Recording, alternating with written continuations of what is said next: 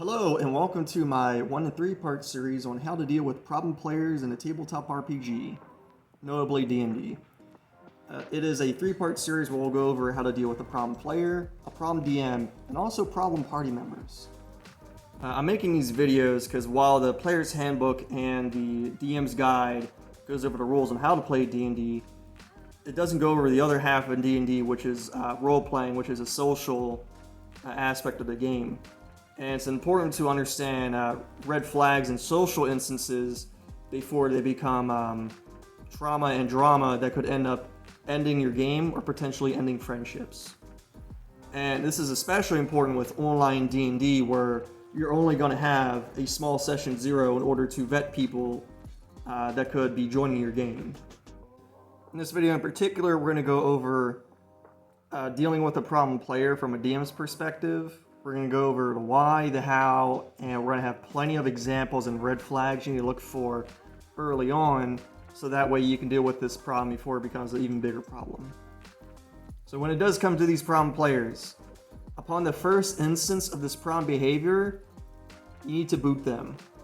You need to separate them from your table. And you can go ahead and borrow my band hammer if you need to.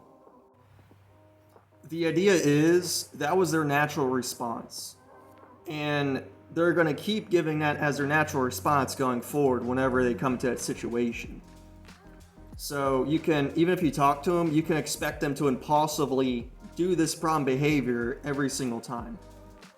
And if you do kind of make a deal with them or you talk to them, this person is now going to be walking on eggshells for the rest of the game, which could take several months, or they're going to be holding a grudge against you or somebody else.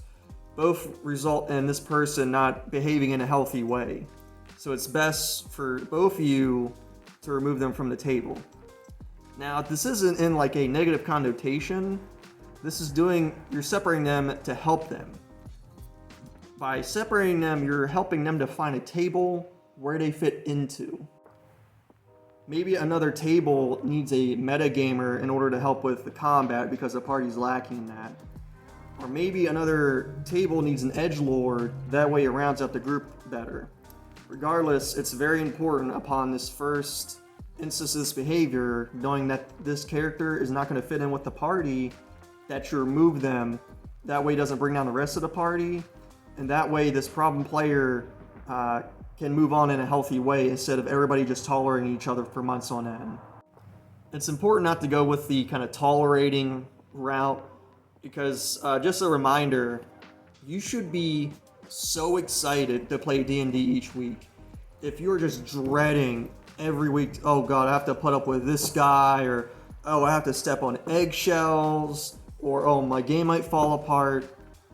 Once you play a game where you're excited like every week consistently, you'll never want to go back to that tolerating method. So I cannot stress enough, separate this person from the game in a nice way and tell them that this just isn't a table for them. Wish them the best of luck, that they find a table that better suits them. Now that we know what to do with a problem player, let's go over several examples on red flags for future problem player behavior, and also some examples of when you should actually remove them from the game.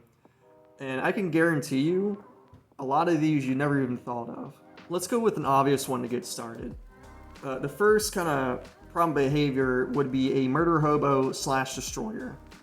This is the kind of person where they just want to kill everything, where it's a problem for the party, where they're killing very important NPCs for the story, if they're burning down places that have MacGuffins in there that are needed for the campaign to continue. I've actually seen it where a DM was begging a player, please don't burn down this tent. The game would be completely derailed. And that wasn't the only instance. So if you constantly find yourself having to deal with somebody who's derailing the game from murdering every single thing or destroying every single thing, it's important to remove them from the table and encourage them to find a table that does want a murder hobo / destroyer. The next example, and I highly recommend, as soon as you see the pattern, please remove them from the game, is a player who always says all of their abilities are way stronger than what they are. typically when somebody doesn't know their abilities, they'll get it wrong where it's not even close, or they'll ask a DM for help. If somebody always says like something like, my elven accuracy makes all of my skill checks and attacks have advantage, or my second win as a fighter, I can use it while I'm unconscious so I can rise up like a vampire, or my Arms of Hadar, which is a first level spell, that restrains everybody in the radius. If they're just constantly saying their character is way more powerful than what it is by misinterpreting the rules, that's not on accident, that is on purpose. They know exactly what you're doing, and by doing this kind of splits the trust between you and the players, so you're constantly going to have to like look at their sheet, double check everything you're doing, or they're doing. So I recommend get rid of them as soon as you can. The next example builds off the last one, and this is somebody with a superiority complex where it boils over into the game.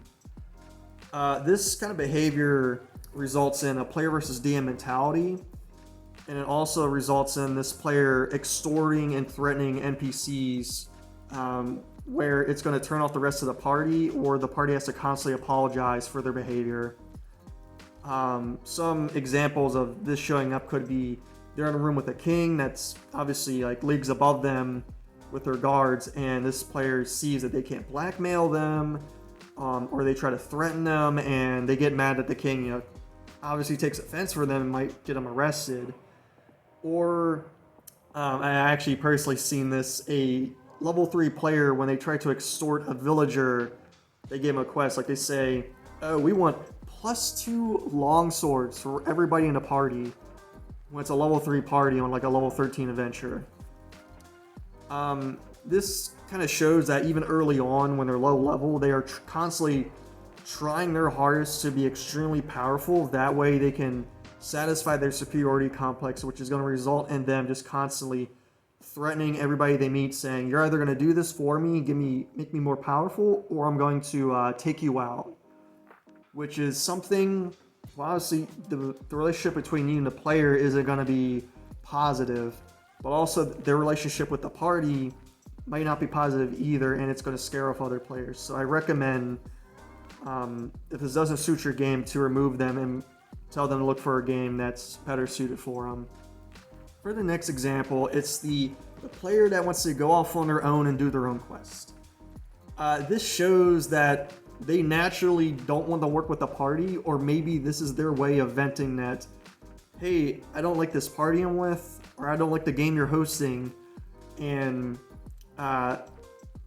this kind of signals that you need to separate them from the game so they can find something that's more entertaining for them, like maybe another table, or maybe a RPG video game where they can play by themselves. So this next one's a little challenging because it depends on the situation, but the next one is a player who alienates other players or tries to create a us versus them mentality in a party, or they try to gaslight another player because they don't like them for some reason. D&D is a collaborative storytelling experience. The party is supposed to work together. A little bit of player conflict's fine, but when they're trying to get the other person killed, if they're constantly pushing them out of every decision, or constantly trying to get everybody to outvote them, then there's a problem here and somebody needs to leave. It should never get to this, but if you see two people that obviously don't like each other, somebody needs to leave, because if you try to get them to not like to like each other, they're just going to secretly hold a grudge against each other. Another instance or like example of this I've seen is where there's a player who was like an angel character. They were very good of Lathander, and when somebody that joined in of Vladkif joined in, and they're like a neutral character that was helping out the party, they got mad over the table. They actually lied in game. They tried to get him killed 3 separate times. They made sure they didn't get any magic items, and obviously this person was also trying to gaslight the rest of the party to excommunicate them. So there is a line here. So if you have somebody who is actually literally pushing somebody away from the rest of the party, the person who's pushing them away needs to be taken care of. Get them out of the game, so that way they're not scaring off other players from the party that you might have to bring in. On the flip side of this, there is the one I call the discreet complainer. otherwise known as the insecure player. This person just constantly messages the DM about complaints from the rest of the party members, and no matter what the DM does, that person will non-stop complain, like several sessions in. This shows that this person is just insecure with their player, or they're just not satisfied with the game. So they're going to end up leaving the game anyway, so it's best to remove them before they leave at a time where you can't really replace that character. The best example I see of this is when a new person joins into the game and this new person encroaches on their niche. Whether they're now strong and they seem kind of like the party leader unofficially, or if they join in and the person's like no longer the strong barbarian, now you have 2 tanks, or they're no longer a single wizard, now you have 2 arcane specialists. So yeah, that person needs to be removed because you'll never satisfy them. But let me go on a tangent here further in saying that if this niche is what made you feel special, your character was never really good in the first place, and this is more of a personality problem you need to work on. Because now with that niche that you enjoyed, now you have double the niche, so you guys can kind of bounce off each other and do double the amount of this ability. Like you guys can do double the arcane investigation or arcane power, or you can bounce off each other and lift double the heavy stuff, because now that you're both like the tank that's really strong. So again, just kind of take everything with a grain of salt they're saying, and if the faucet's constantly leaking here, maybe you need to replace it. And now for the classic problem player everybody knows, the metagamer. This can be a problem when it stops RP, and you'll know when the rest of the party is silent with their mics off because they're waiting for the metagamer to wrap up what they're talking about. Typically they have their mics muted because they're just waiting, looking at their phone, or maybe they just don't want to argue with them. They're just waiting for them to be done. And I can guarantee you this happens more times than not. A perfect example of this was we had a level 13 monk, and we kind of had a unconscious sorcerer just laying on the ground, their little goblin, and he said, I'm going to put heavy armor on them so they can't cast spells. Isn't that right, DM? That's like one of the very first lines in the sorcerer class, that they can't cast spells if they have heavy armor on because they're not proficient in it. Yeah, the DM was actually kind of speechless, and I can guarantee you there's not a single wizard, sorcerer, artificer, level 20 that would say, put that guy in heavy armor so he can't cast spells. Like in-game. There's no way you're going to ever RP that ever. So if it ever becomes a problem, please remove him from the game. Right, now this one's another classic, but I'm here to reassure you guys, you need to put your foot down in this situation. But it's a player who doesn't respect balancing. In regards to balancing, that would actually like prevent the game from completely being destroyed.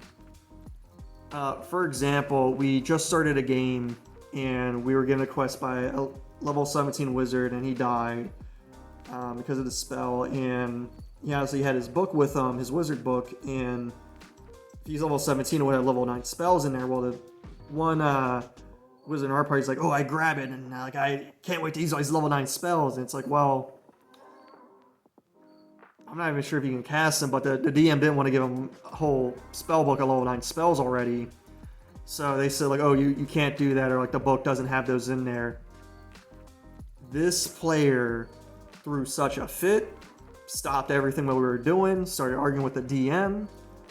That kind of person, obviously, that kind of behavior is going to keep coming up for the rest of the game, so get rid of them, so they can find a table where the DM doesn't care about the balancing at all. That same player, there's also another instance where their imp actually got killed in like this very, very powerful fire that obviously went past fire resistance. You could hear that problem player literally just banging on the keyboard that their imp got killed. So it is healthy for everybody at the table if you please encourage them to find another table that will better balance with them. And last but not least, it's the player who doesn't show up even with real world excuses. When you join a D&D game, you are prioritizing this game in your schedule. you should be trying hard to show up for this game because it's showing respect for everybody at the table.